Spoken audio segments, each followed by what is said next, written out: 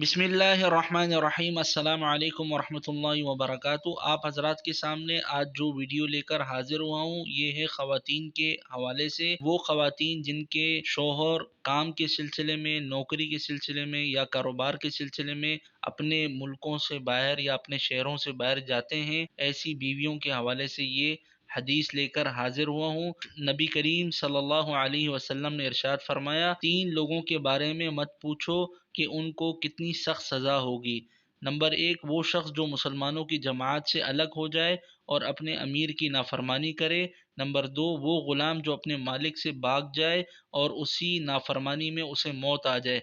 Number तीन, जो कि आज की वीडियो का हमारा मौजू है, वो औरत जिसका शोहर उसको ज़रूरियात और ख़र्चा देकर कहीं सफ़र पर जाए और वो उसके माल और अपनी इफ़्फ़त के साथ ख़यानत करे। लिहाजा ऐसी ख़वातीन जो कि अपने शोहरों के बग़ैर रह रही हैं और शोहर काम के सिलसिले में कहीं बाहर गए हैं या नौकरी के सिलसिले में, उनको चाहिए कि अपने शोहरों की इफ़्फ़त का, अपनी पाकदामनी का ख़याल रखें और अपने शोहर के साथ ख़यानत ना करें, बल्कि अल्लाह से डरें और अपने शोहर का सही वक्त पर आने का इंतज़ार कीजिए।